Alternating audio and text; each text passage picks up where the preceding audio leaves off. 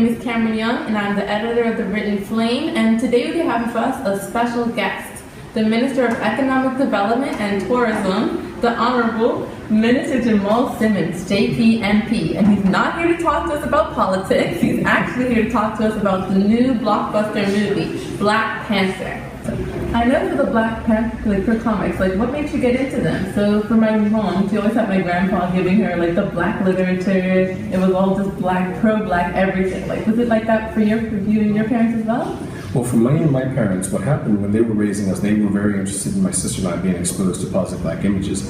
So whether it was Black Panther, Black Goliath, Falcon, or different characters, they always made sure we had those. But my parents were so serious that they never let us have any childhood books. At that time, I'm 47 years old, there weren't that many books with African American or African characters. Mm-hmm. So they would take things like Goldilocks and color them and make them Afro puffs and things like that. So that's where I got the first interest. From your comic book experience, others say that Black Panther isn't the first black superhero, and some people say it was Blade. So do you think it's Black Panther or is it someone else? Well, Black Panther is the first African superhero. The first American is the Falcon. Oh, okay. Yeah, I got a little bit of knowledge up here. Okay, so would you describe yourself as a true Marvel comic fan, and why? So do you go Comic Cons? Do you have the comics at home? A little secret kind of comic stash? Oh my gosh, I've been collecting comics since I was about 4 years old. Wow. And I have a little bit of everything, Marvel, DC, Independence, things of that nature. I'm more character driven than comic driven. So, my favorites are Black Panther, Captain America, the Mr. Terrific, Batman, the whole spectrum. Mm-hmm. So since the announcement of the Black Panther movie last fall, it almost caused the internet to crash. There was such an anticipation for this movie, and now it seems to have birthed a movement when there's a renewed interest in African culture, dress, and even the definition of beauty in terms of especially women of color. So the Wakanda women is represented as strong and loyal. So what are your thoughts on this? Well, I think representation, both for colored characters of African descent as well as women, is important because even though it's a lot better than when I was a kid, there are still very few images of strong, independent black characters that are not associated with being criminals or associated with things that have a negative nature. So to have something that is positive and is unabashedly African is really a good thing. I think people have been starved for it, and that's why there's so much enthusiasm surrounding this movie. So I think Black Panther is such an amazing movie because it not only showcases the black culture, it also brings in all cultures. It's trying to say we're all equal. It's not just focused on one, but it is definitely highlighting the black culture, which I love. And so could you give any more thoughts of your own on the movie, such as the cast, the costume, setting, anything in the movie that really sparks for you? I think that what really struck me, and for those who haven't seen it, you probably should start watching now, but what really struck me was that you had a quote-unquote villain that really, really at the end made such an impact on the character of Black Panther. He actually changed his approach and changed his mind. And that doesn't happen too often in heroic movies. But I also think that, to show the full spectrum, the different tribes of Wakanda, to show the different aspects of African heritage, when they were putting this together, costuming and everything, they actually based it on real tribes and real roots in Africa. And that was really interesting. I hope it inspires people to study more about the different countries and cultures in Africa. Sure, you and the other MPs dressed up for the Black Panther movie. So why do you think that's so important? Why this movie and not others? Was it so important to people to come out dressed in their African attire, really representing the black culture for this movie?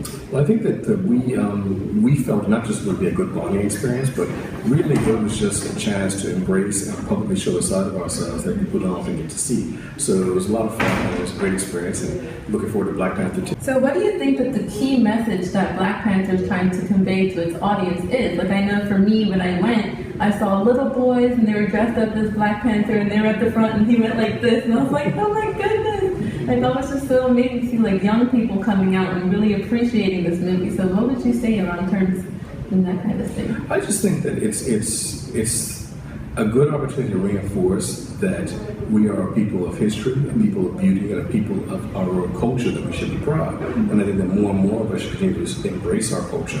I think what's so powerful about the people of the diaspora is that despite slavery, despite segregation, we still hold traces of our African culture that could not be stamped out. Mm-hmm. And I think that the more we get in touch with it, the more confidence we'll have within ourselves, the more we will have the capability to do for ourselves and deal with others. Yes.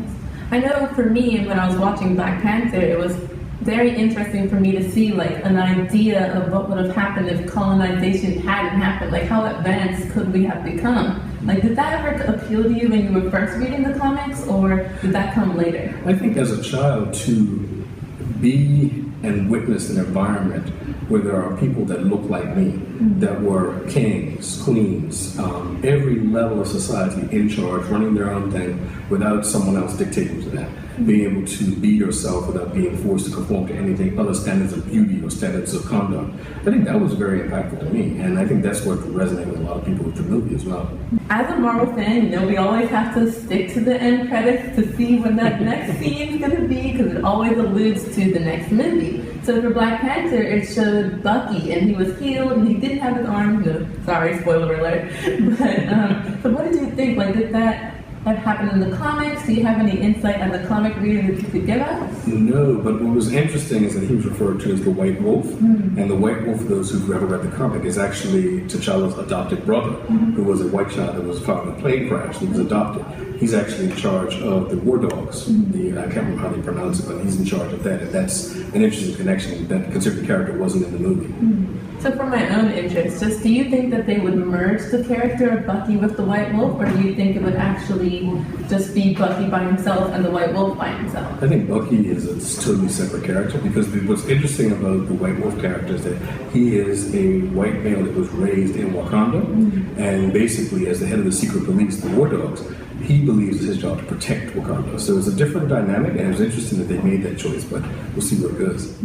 One final question. Who would you recommend the Black Panther movie to? Like, I know it's a movie for all ages, but do you have anything that you would say, like, to older people who are like, I don't know, I'm not a comic book person. Like, do you think it's only for people that like comics, or would you say it's just a completely all-around good movie? Well, you know what I liked about it? As a fan of the character and the comics, I didn't feel like, sometimes you're watching a movie and you feel like, I can't bring anybody to see this because they just don't have the base level knowledge to be able to understand it. I think it was a movie that was able to sort of draw anybody in. It didn't require a bunch of history. You didn't really need to see any of the Marvel movies before this. And I think that, I was surprised because I saw people of all ages there. So I think most people, if you like the action and if you like the storyline, if you like the humor, I think you'll enjoy it. That's it for my questions, and thank you to MP Simmons for coming in and talking to us, well, really just nerding out with us here at the Written Flame. So I'll see you guys next time, and Wakanda forever. Wakanda forever.